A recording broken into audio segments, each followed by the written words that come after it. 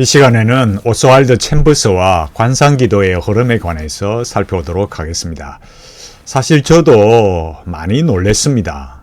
이 오스왈드 챔버스가 이 관상기도의 흐름에 있다라는 사실을 이번에 이 경청기도에 관해서 우리가 나누었지 않습니까? 이 책에 이 한글 책에 보면 86페이지에 보면 이 관상기도의 교회에 지나간 교회사에 일어났던 그 흐름들이 이 끌레르보의 버나드를 비롯해서 무지의 구름, 또 아빌라의 테레사, 십자가의 요한, 로렌스 형제, 잔느 기용 뭐 이런 사람들을 말하는데 여기에는 이 86페이지에는 정확하게 언급이 안 돼 있지만 이 책의 여러 부분에 있어서 그러니까 이 오스왈드 챔버스의 책을 인용하는데 그 책의 주된 것이 바로 주님은 나의 최고봉이라는 이 책이에요.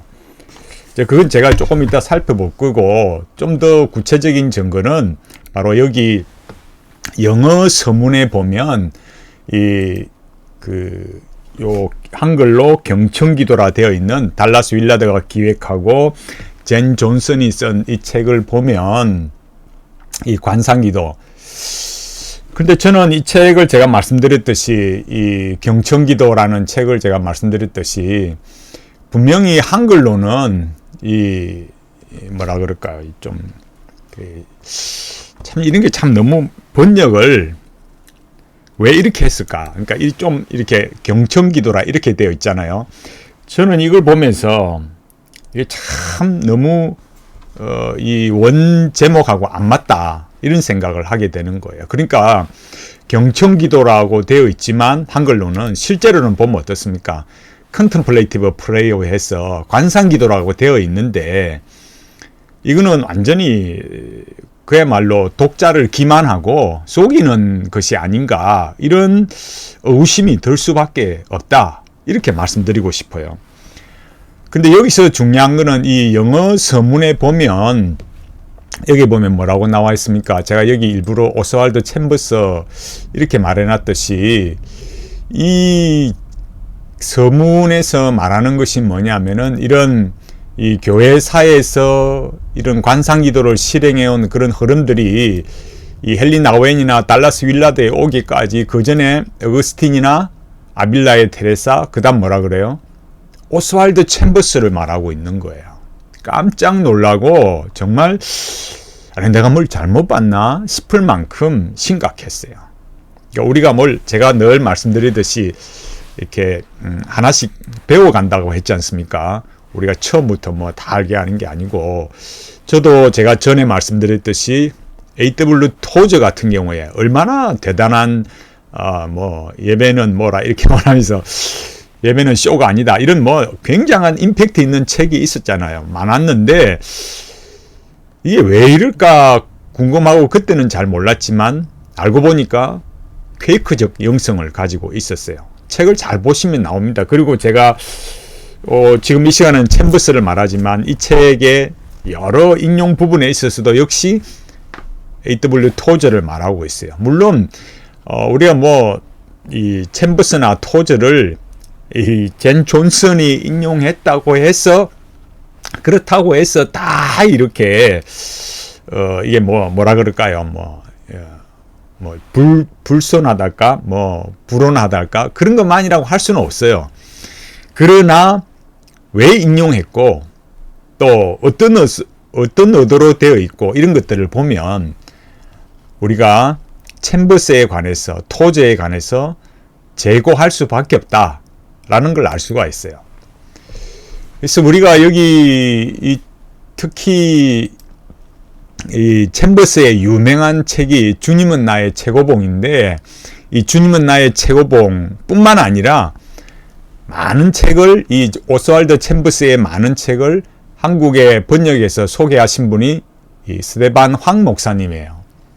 그래서 스데반 황 목사님께서 많은 이런 책들을 번역했습니다. 여기 제가 여기 원 블로그에서 누가 이 스데반 황 목사님의 블로그에서 가져온 건데 출처가 그리 되어 있는데 여기에 보면은 이제 그 고난의 훈련, 외로움의 훈련, 인도함을 받는 훈련으로부터 시작해서 산상수, 뭐 성경적 심리학, 말이 성경적 심리, 비블리컬 사이칼리지, 의구심이 드는 책이에요. 그 다음에 여러 책이 있습니다. 여러 책이 있는데 여기에 대해서 스데반 황 목사님은 뭐라고 말씀하셨느냐라고 할 때 오스왈드 챔버스의 글들을 번역하면서 매일 흥분에 접근한다. 그 이유는 예수 그리스도로 향한 그의 집요한 마음이 내게 전달되기 때문이다. 역자는 어떠한 글을 읽든 그 글이 나로 하여금 예수님을 만나게 하는가에 초점을 두고 평가 내리는 습관을 가지고 있다. 그 이유는 이러한 목적이 아니라면 다른 세상의 글들과 구별되지 않는다는 확신을 가지고 있기 때문이다 라고 말하면서 밑에 뭐라 했습니까? 챔버스의 인생을 보며 내 인생을 되돌아볼 수 있었다. 아무것도 보이지 않고 오직 주님만 보이는 인생을 살고 싶은 큰 도전을 받았다. 이렇게 말했어요. 자, 역자인 스데반 황 목사님의 이런 개인적인 주관적인 그런 강력한 어떤 추천의 소감을 가지고 말씀을 하고 있어요. 그러면 우리가 실제로 그 내용이 뭔가를 잘 봐야 되잖아요. 그래서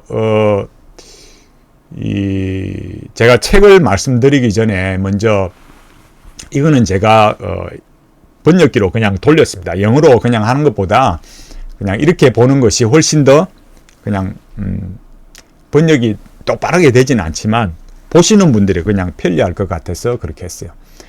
여기 이 부분은 이 토마스 켈리가 말하는 여기 이 사람이 뭔 얘기 하냐면은 상상력을 말하고 있는 거예요.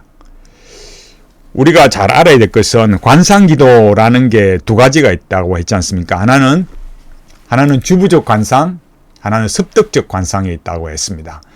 습득적 관상은 이 로렌스 형제, 로렌스 수사와 같이 이런 사람들은 이런 상상력, 그러니까 이 현실의 언어를 사용해서 이 하나님의 임재, 하나님을 이 현실의 이 삶 속에서 소위 일상의 영성이라 하잖아요. 거기에서 느끼는 거, 하나님의 임재를 경험하는 거, 그런 것들을 습득적 관상이라 그래요. 그러나 이런 상상력이나 언어나 이성을 사용하지 않고 그야말로 테이프가 끊어진 상태, 침묵하는 상태, 무념무상의 상태에서 하나님을 경험하는 것을 주부적 관상이다. 이렇게 말합니다. 그러면 여기에 보면 뭐라고 있습니까? 이 상상력을 말하니까 이런 습득적 관상을 말하는 거잖아요. 일상의 영성. 그런데 뭐라고 말하느냐 하면은 여기 이 선지자의 말씀, 시편의 시, 예수님의 비유는 이렇게 우리가 개인과 단체의 삶의 새로운 가능성을 불러일으키기 위해 상상력을 사용하도록 초대한다. 이렇게 말하면서 이 상상이 뭐냐? 이 현실이 우리의 마음으로 통과하는 관문이다. 이렇게 말해서 챔버스의 글을 인용한 거예요. 그 챔버스는 뭐라고 했느냐라고 할 때 우리의 상상력이 굶주리면 다른 사람을 위해 중재할 수 없다. 이렇게 말했어요. 그럼 이거 하나만 가지고 챔버스를 나쁘다고 말할 수 있느냐? 또 이렇게 말하겠죠. 그러나 아직 결단을 내리지 마시고 우리가 자료를 계속 살펴봐야 되잖아요. 억지로 뭘 말하고 또 억지로 주장하고 이럴 게 아니라 근거 없이 주장할 것이 아니라 더 살펴봐야 되는 거죠. 자, 다음 여기는 오스왈드 챔버스의 여기 이 사이트에 있는 거를 그냥 번역기로 돌린 거예요. 이게 뭐라고 해놨습니까? 우리의 몸이 성신의 전임을, 그러니까 성령의 전임을 인식했는가? 만일 그렇다면 우리는 그분을 위해 그것을 더럽히지 않도록 조심해야 합니다.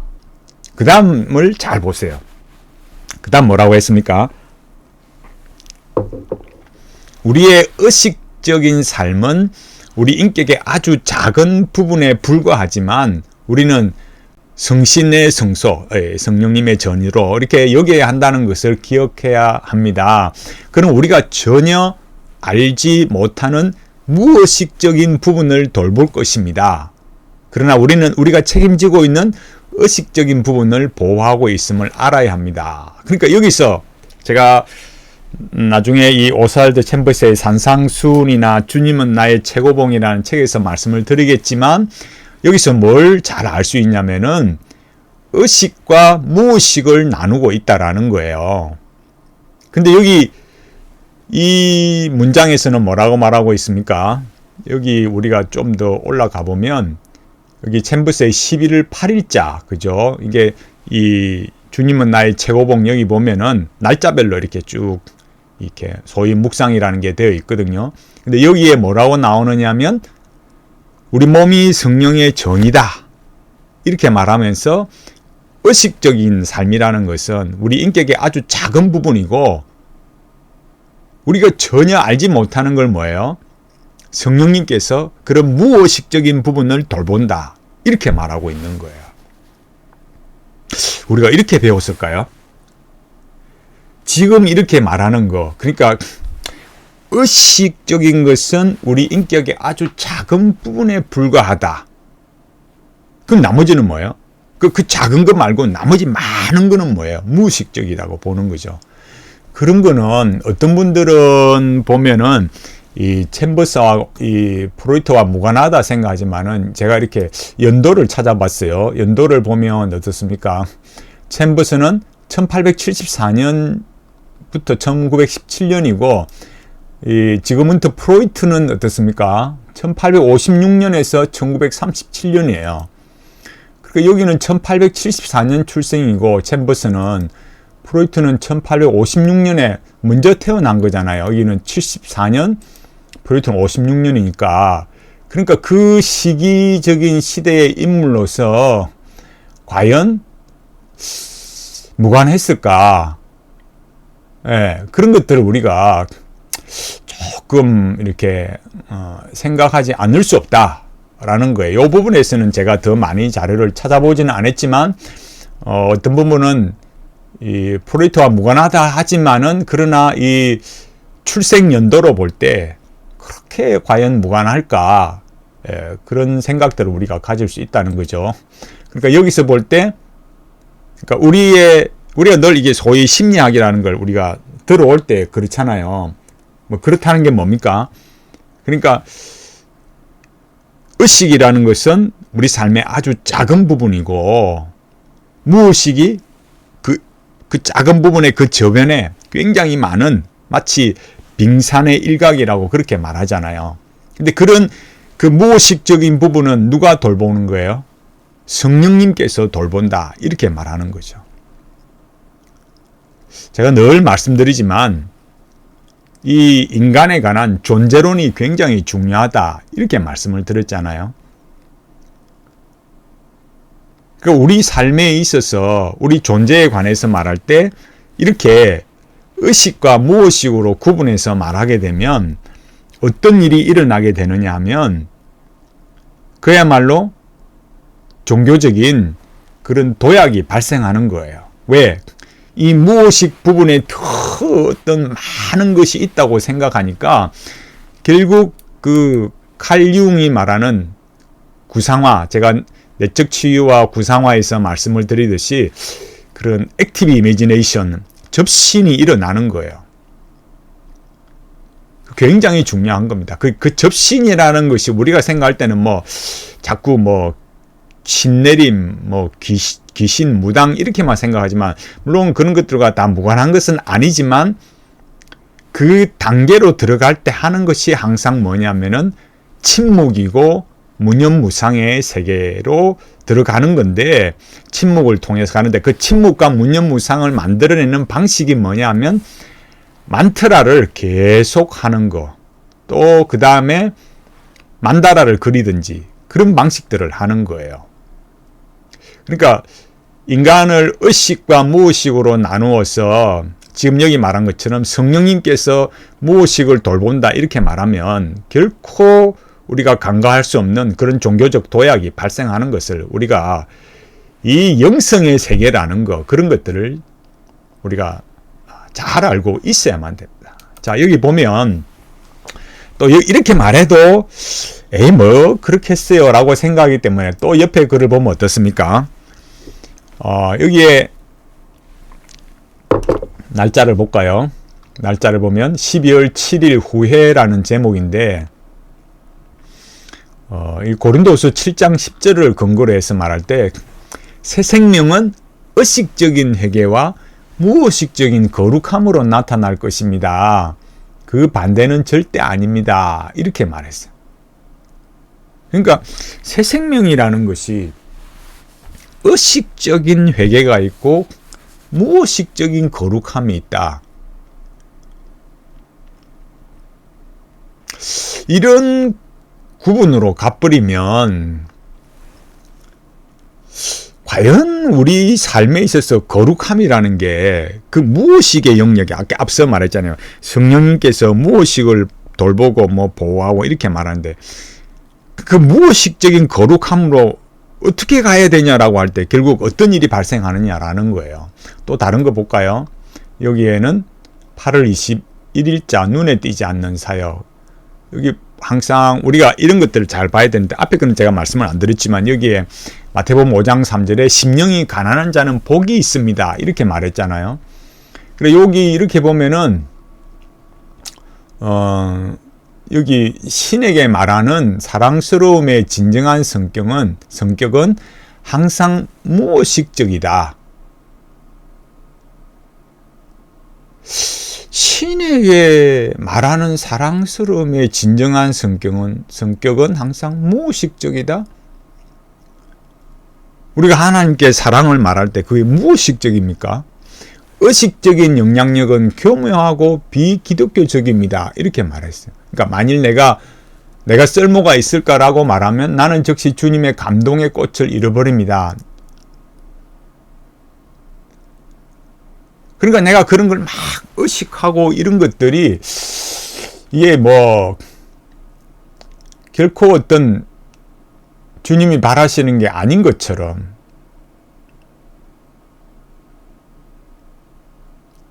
여기 더 보면 어떻습니까? 우리에게 가장 큰 영향을 미친 사람들은 누구입니까?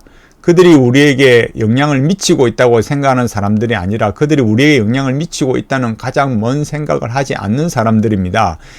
여기 보십시오. 그리스도인의 삶에서 암묵적인 것은 결코 의식적이지 않습니다. 의식이 있다면 예수의 손길의 특징인 영향을 받지 않는 사랑스러움을 더 이상 갖지 않게 됩니다.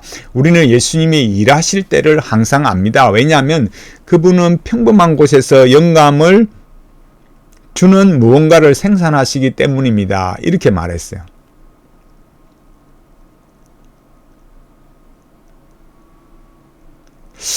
그러니까 계속 이런 뭘 가고 있습니까? 의식적인 것과 무의식적인 것을 구분해서 이 어떤 무의식적인 것들이 계속 우리의 삶에 영향을 끼치고 그렇게 만들어가는 거.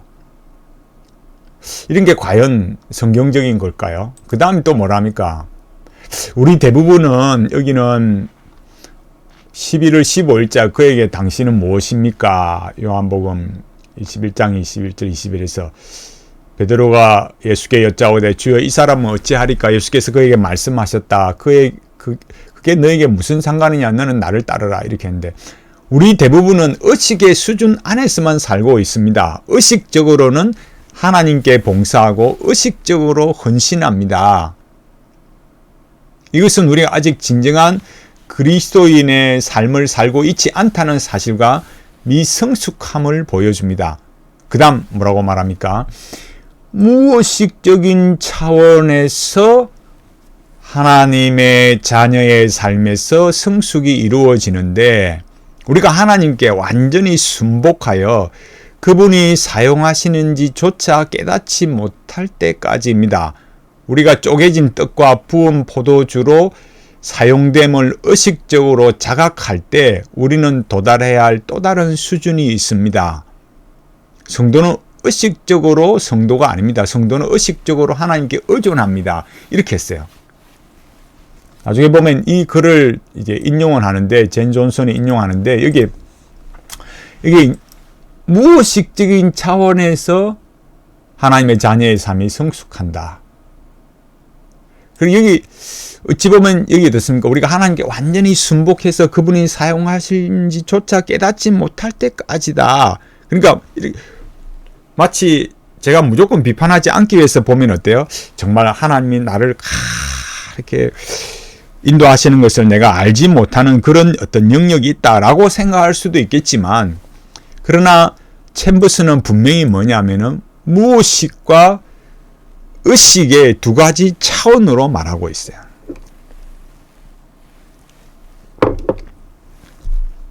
그냥 단순히 우리가 깨닫지 못한다 이런 정도가 아니라니까요. 실제로 의식과 무의식이라는 것은 아직 인간이 그렇게 증명해내고 알 수 있는 그런 게 아니고, 뭐 알 수 있다 없다 이런 차원이 아니라, 그러니까 이게 무슨 소위 과학적으로 입증이 되고 증명이 되고 그런 내용을 말하는 게 아니에요. 그야말로 하나의 전제고 가설이란 말이에요. 역시 그런 어떤 그 학문적 전제 아래서 이런 것들을 말하고 있는 거죠. 앞에서 말했잖아요. 여기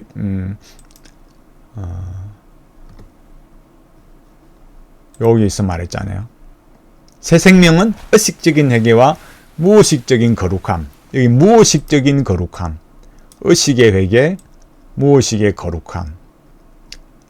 이건 단순히 알아차리지 못한다 이런 게 아니라 영역이 다르다고요. 쉽게 말해서 장소가, 그 지역이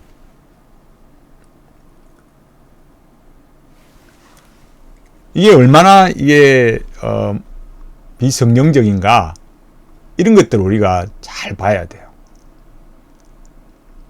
자, 이제 지금 여기에서는 이 오스왈드 챔버스의 주님은 나의 최고봉이라는 이 책, 오스왈드 챔버스의 이 책에 관해서 지금 제가 이 시간적으로 벌써 이만큼 지났기 때문에, 이렇게 챔버스가 첫째는 뭐라고요? 이 관상기도의 흐름에 있다라는 거고, 두 번째는 이렇게 이 주님은 나의 최고봉에서 이렇게 이 사이트에 나와 있는 것들만 해도 분명히 뭐예요? 의식과 무의식으로 나누어서 그런 거룩함, 성숙 이런 것들을 말하고 있다라는 거예요. 그런 것들이 이 실제로 어떻게 또 이 산상수훈이나 주님은 나의 최고봉 경청기도에서 어떻게 말하고 있는지는 이제 다음 영상에서 제가 말씀을 드릴 건데, 이렇게 이 챔버스가 보고 이런 관점들이 결코 성경적인 관점으로 말하는 게 아니다라는 거예요.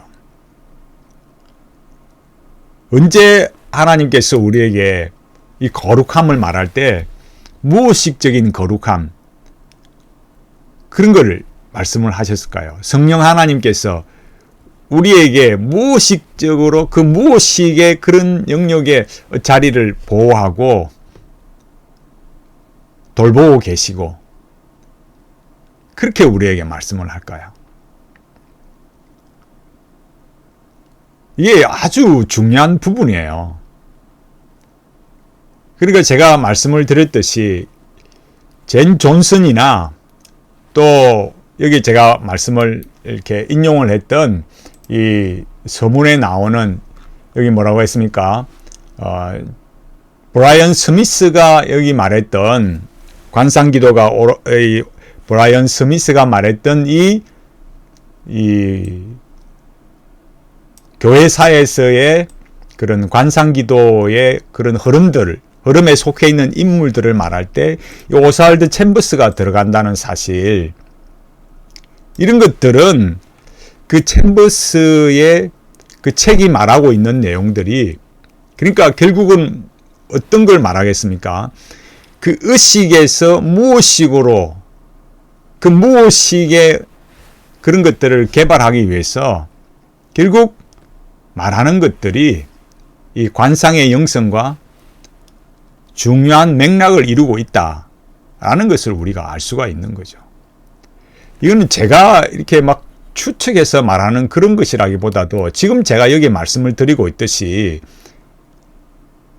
브라이언 스미스가 이 오스왈드 챔버스를 이 관상의 이 인물사, 그 인물의 흐름들의 한 사람으로 말하고 있다라는 것이 얼마나 충격적인가, 이걸 알아야 되는 거예요. 제가 왜 여기에서 계속 이런 그 의식과 무의식에 관한 이런 것들을 말씀을 드리느냐 하면은, 이제 다음 영상에서 보시게 되겠지만 이 챔버스가 이 상상력을 사용한단 말이에요. 그러니까 이런 것들이, 이 상상력을 사용한다는 이런 것들이 습득적 관상, 그러니까 의식과 무의식이라는 걸 말하면서, 여기 제가 앞서 말했듯이 성령님께서 그런 무의식 영역을 이 돌보고 있는 거, 무의식적인 그는 우리가 전혀 알지 못하는 무의식적인 부분을 돌볼 것입니다.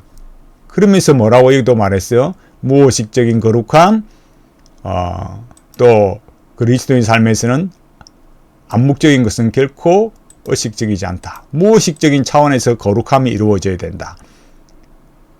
이런 이 흐름들이 결국 그 관상의 흐름에 있어서 인간의 그런 존재론적인 그런 관점을 가지고 있기 때문에, 또 그런 내용들이 너무나 이 관상의 흐름의 내용들과 너무 잘 맞아 떨어지는 거예요. 그것을 이 지금 제가 이 의식, 무의식을 말할 때는 그런 침묵이나 폭이나 이런 것들을 아직은 제가 말씀드리지 않아서, 목사님 도대체 뭔 얘기 합니까? 이렇게 생각할 수도 있는데, 이제 다음 영상을 보시면 그런 것들을 더 정확하게 아실 수 있을 거예요. 그러니까 제가 지금 다시 여기서 말씀드리지만, 이 영성의 세계에서 말하는 그런 중요한 내용이 의식과 무의식으로 이 구분이 되어져서, 그 무의식의 영역에 뭐가 있다고 본다고요? 신성한 내면 아이, 인간에게 어떤 내면의 빛이 있고 뭔가 다른 신성한 요소가 있다 라고 보기 때문에, 그런 영역에 들어가기 위해서는 뭘 해야 되느냐? 만다라나 만트라, 또 호흡법을 통해서 침묵의 자리로 가는 거예요. 근데 그 침묵의 자리로 가기 위해서 하는 게 뭘까요? 자기를 포기하는 거. 소위 말해서 자파세, 이런 걸로 가는 거예요. 제가 앞서 두 가지 말했잖아요. 관상 기도라는 것이 두 가지 있다고 했지 않습니까? 하나는 뭐라고요? 주부적 관상, 습득적 관상. 그러니까 주부적 관상은 뭐랬어요? 지금 말씀드렸듯이 테이프가 끊어진 상태, 그 무념무상의 세계로 가기 위해서 호흡법, 만다라, 만트라를 하면서 그런 세계로 가는 거죠. 그것 때는 뭐예요? 자아를 그냥 무너뜨리는 거예요. 자아가 살아있으면 안 돼요. 이성이 있으면 안 돼요. 상상력을 사용하면 안 돼요. 상상력을 사용하는 건 뭐예요? 습득적 관상, 인간의 이성, 언어를 사용하는 거죠. 그걸 뭐라 한다고요? 일상의 영성이라는, 이 현실에서, 그게 로렌스 수사, 프랭크 루박이 말하는 거고, 그런 것들을 뭐라 한다고요? 일상의 영성, 요즘 소위 말해서 현대인들이 말하는 영성이라는 거예요. 그게 하나님의 음성 듣기가 되는 거고요. 이렇게 말하면, 아직도 이렇게 말씀을 드리는데도 이게 자기 삶에 잘 이렇게 너무 유명하신 분들이 말씀하시니까 잘 안 다가오는 분들이 많이 있을 거예요. 그런데 조금씩 귀를 기울여 보시면 알게 되실 겁니다. 제가 결론적으로 다시 말씀드리지만, 결국 이런 것들을 종합해 보면 어떻습니까? 오스왈드 챔버스가 이런 습득적 관상과 또 주부적 관상, 이 관상 기도에 아주 중요하다는 걸 알 수 있는 거예요. 지금 요 영상에서는 이 상상력을 사용하는 걸 말했고, 또 무의식도 말했지만, 이렇게 하나씩 가보면 이 오스왈드 챔버스가 이게 참 생각보다 우리가 주의해야 될 인물이구나. 우리가 어떤 소위 영성이라는 이름으로 거기에 끌려가서는 안 되는구나 하는 것들을 알 수 있을 겁니다. 지금 우리가 살펴본 것만 해도 인간을 의식, 무의식 이렇게 구분해서 하는 것조차가 맞지 않다. 성령님께서 뭘 의식을 어떻고 무의식적인 돌보고 이런 것 자체가 맞지 않는 거죠. 자, 우리가 인본주의 심리학으로 이게 벌써 오스왈드 챔버스가 말은 비블리컬 사이콜로지라 하지만 실제로는 비블리컬하지 않다는 걸 알 수 있는 거예요. 계속해서 우리가 이 챔버스가 이 관상기도의 영역에 중요한 인물이라는 걸 브라이언 스미스가 말하고 젠 존슨이 이렇게 언급하는 그 이유들을 더 살펴보도록 하겠습니다.